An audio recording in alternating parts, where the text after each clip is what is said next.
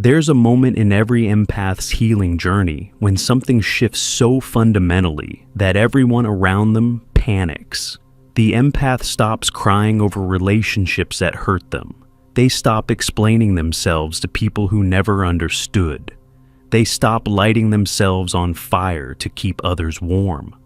And the people who benefited from the old version interpret this as the empath becoming cold, damaged, or broken. But Carl Jung discovered this wasn't damage at all. It was the final phase of healing. And it's the most psychologically healthy thing an empath can do. Jung spent decades studying what he called the individuation process, the journey toward becoming psychologically whole. What he found was that empaths who never complete this final phase of detachment remain trapped in patterns that slowly destroy them.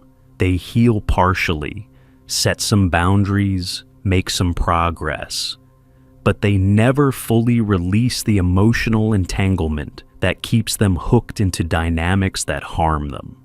Today I'm going to show you what Jung discovered about the final detachment phase, why it looks like coldness but is actually consciousness, and how this stage of healing transforms the empath into someone who can finally protect their own peace without guilt or apology.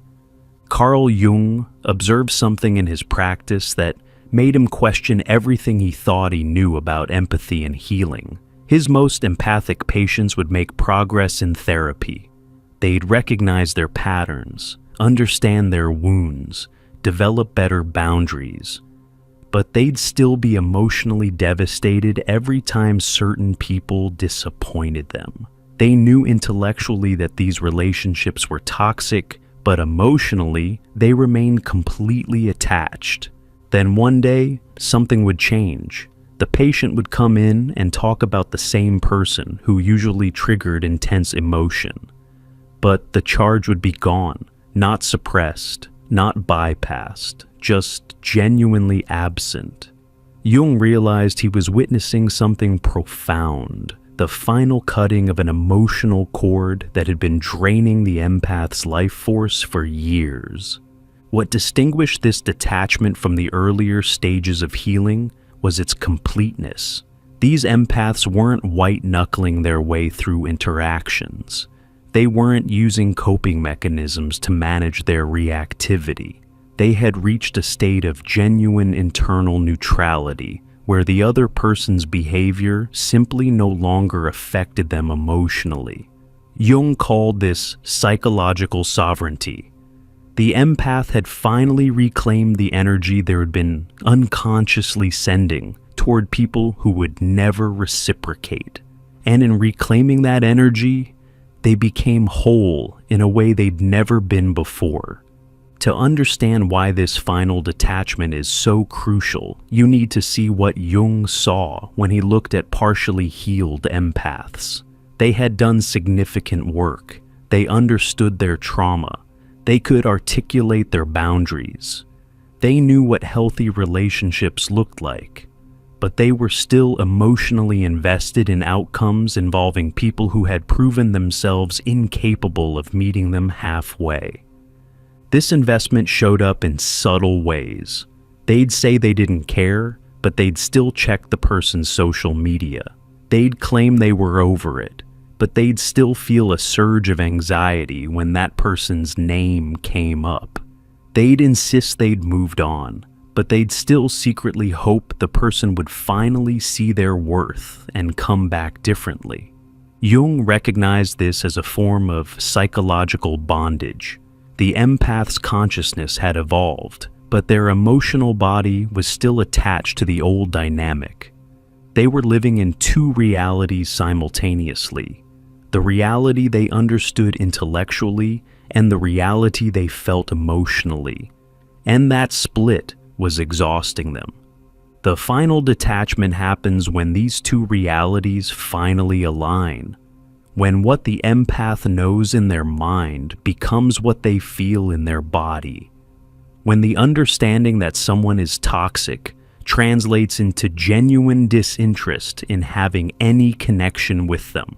when the knowledge that they deserve better becomes an unshakable internal certainty that no longer seeks external validation. But here's what makes this phase so difficult and so misunderstood. The detachment doesn't happen through more understanding or more boundary work. It happens through grief. Real, bone-deep grief for what never was and will never be. Jung found that empaths often skip this grief because it feels like going backward. They have already processed so much pain. They don't want to return to it. But the final detachment requires mourning, not just what happened, but all the hope they carried about what could have happened, all the fantasies about the person finally changing, all the belief that if they just loved hard enough, gave enough chances, explained themselves clearly enough, the other person would finally see them. This grief is different from earlier stages of pain.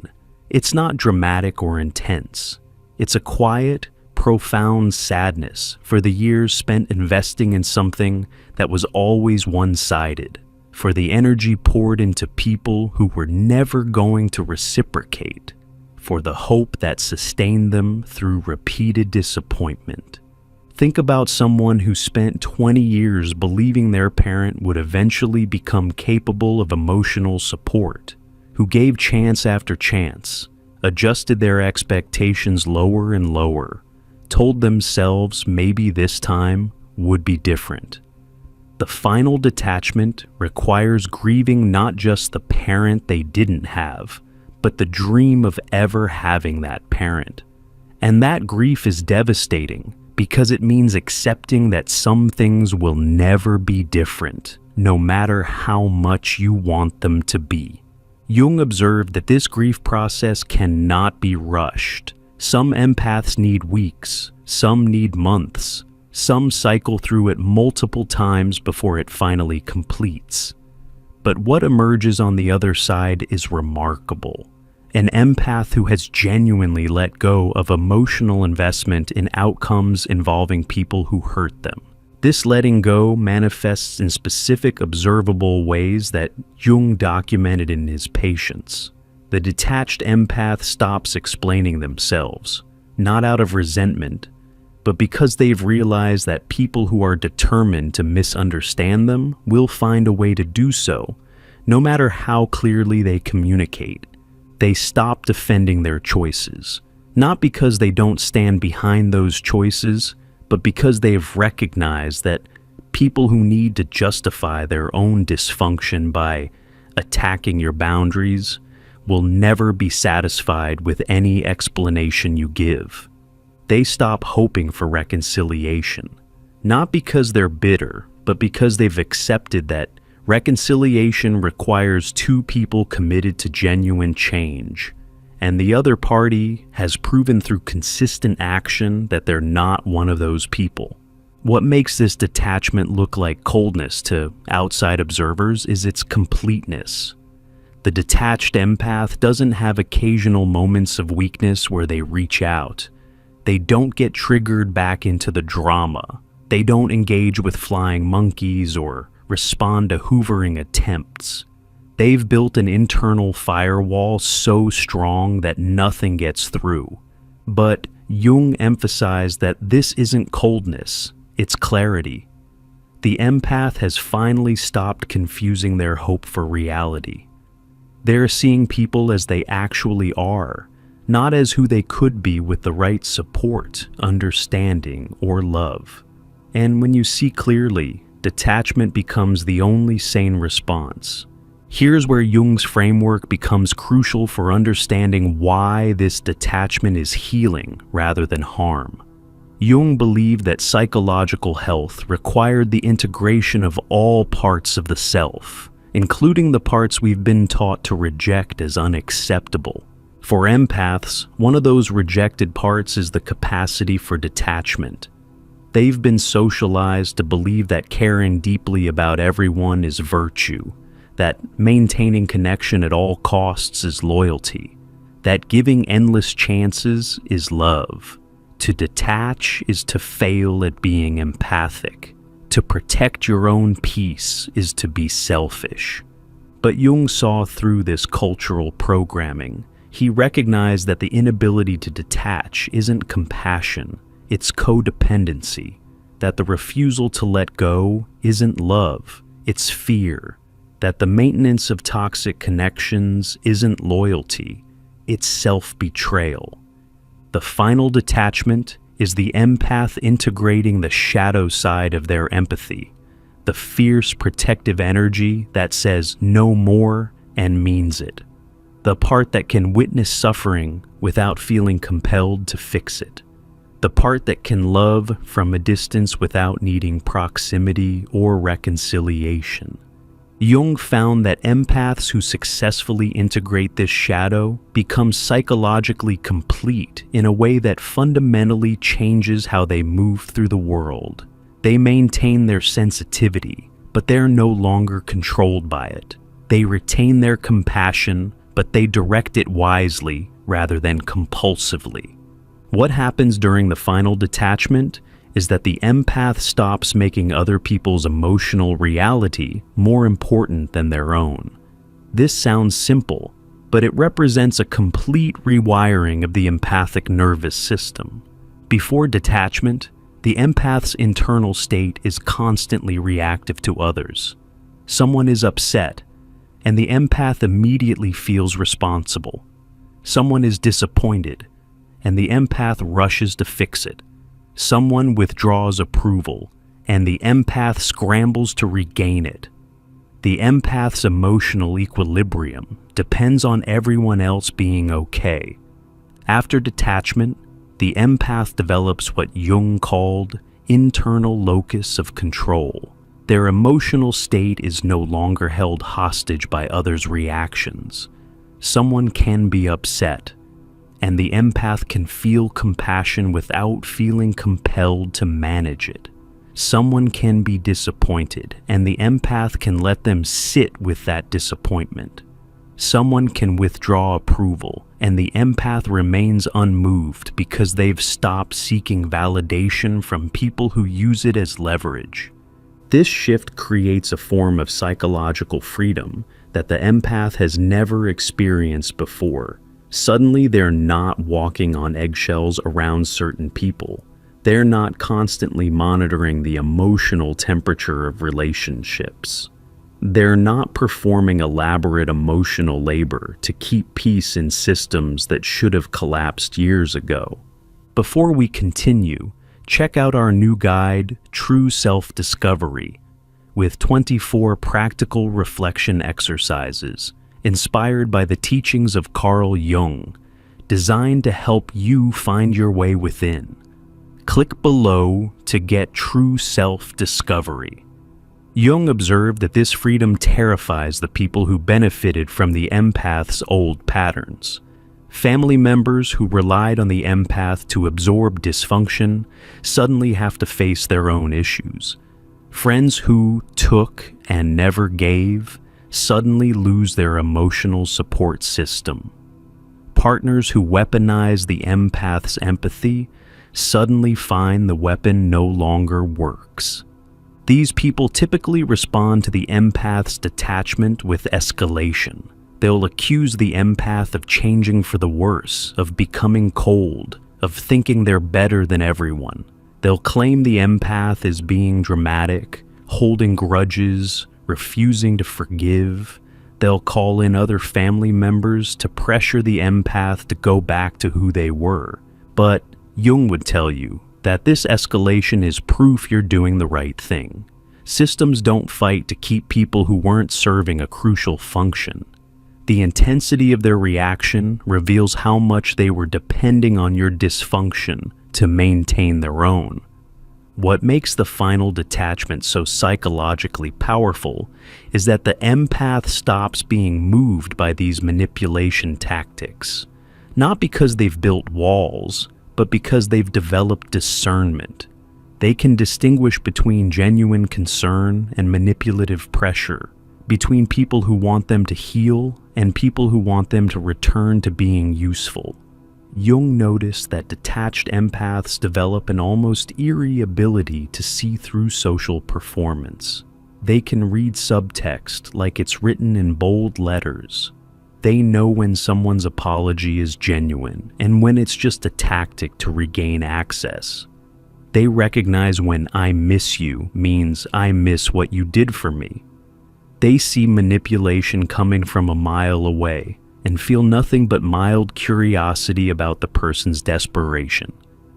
This clarity extends beyond the specific relationships they've detached from. The empath starts seeing all of their relationships through a new lens. They notice patterns they'd been blind to before. They recognize one-sided dynamics they'd been accepting as normal. They identify people who've been taking advantage of their empathy for years while contributing nothing of value. And here's what Jung found most significant. The detached empath doesn't stay in these relationships out of obligation anymore. They start pruning their social circle with surgical precision, not out of cruelty, but out of self-respect. They've learned the hard way that their energy is finite and precious. They're done wasting it on people who don't value it. This pruning process often leaves the empath with a much smaller circle. Jung would tell you, this isn't a loss, it's a correction. You're not supposed to have hundreds of close relationships. You're supposed to have a handful of genuine connections and a lot of friendly acquaintances. Quality over quantity isn't just a platitude, it's psychological health. What emerges after the final detachment is an empath who looks radically different from who they were before. They're not harsh or closed off, but they're no longer permeable. They can engage with people without absorbing their energy. They can feel compassion without feeling compelled to rescue. They can witness pain without making it their responsibility to fix. Jung described this as the integrated empath, someone who has both the gift of deep feeling and the wisdom of discernment. They haven't lost their empathy. They've learned to use it consciously rather than compulsively. They haven't become cold. They've become sovereign. This sovereignty shows up in how they handle relationships going forward. They don't rush into connections. They watch patterns over time before investing emotionally.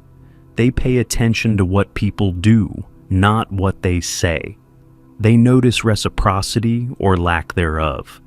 They leave at the first sign of the red flags they used to ignore.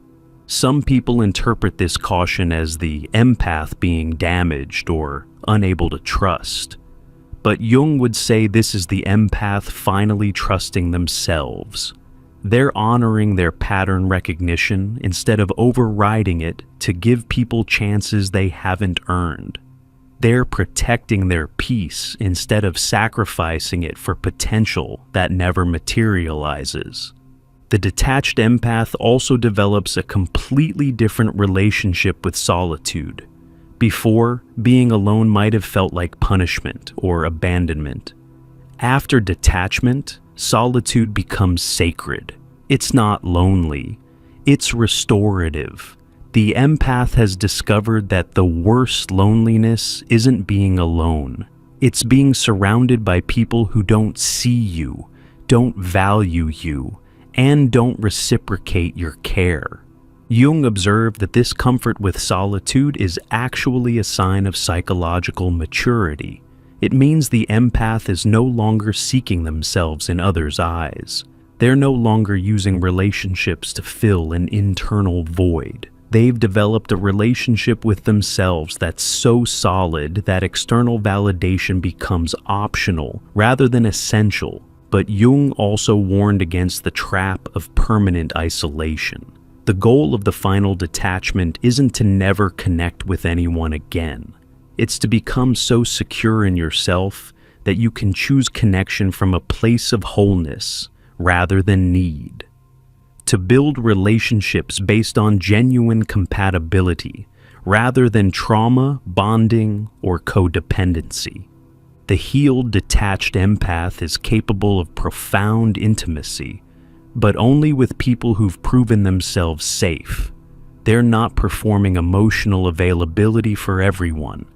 They're reserving their depths for the people who've earned access through consistent respect, reciprocity, and care. This selective vulnerability is what Jung considered the highest form of emotional intelligence. The empath has learned that being an open book to everyone makes you a target for exploitation, that real intimacy requires boundaries, that the safest relationships are the ones where both people protect each other's peace rather than demanding sacrifices of it. If you're an empath in this final detachment phase, you're probably experiencing something that feels simultaneously liberating and disorienting. You're watching relationships that used to consume your emotional energy from a place of complete neutrality. You're seeing manipulation tactics that used to work on you bounce off harmlessly. You're feeling nothing where you used to feel everything. And you might be wondering if something's wrong with you, if you've become too hard, too closed, too damaged to love properly anymore. Jung would tell you that what you're experiencing is exactly right. You haven't lost your capacity for love. You've lost your tolerance for being treated poorly. And there's a universe of difference between those two things. The detachment phase completes when you realize you don't need closure from people who hurt you. You don't need them to acknowledge what they did. You don't need them to apologize or understand your side.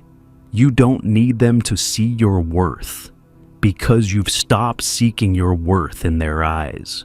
You know who you are, and their perception of you is no longer your problem. This internal resolution is what Jung meant by individuation, becoming whole unto yourself, not needing others to complete you or validate you or fix you. Being psychologically self-sufficient while remaining capable of genuine connection with people who deserve it. What Jung found is that empaths who complete this final detachment don't just heal from past wounds. They become fundamentally different people. They don't repeat patterns because they've integrated the lessons those patterns were trying to teach them. They don't attract the same types of dysfunction because they're no longer broadcasting the same wounded energy. They've become the person they needed when they were suffering, not for others, but for themselves.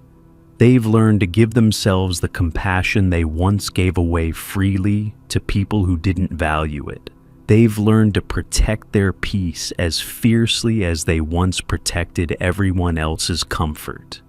And here's what Jung discovered about this final phase. It's not the end of the empath's journey. It's the beginning of their real life, the life where they get to choose who has access to them, where they get to build relationships based on mutual respect, where they get to prioritize their own well-being without guilt, where they get to be empathic without being exploited.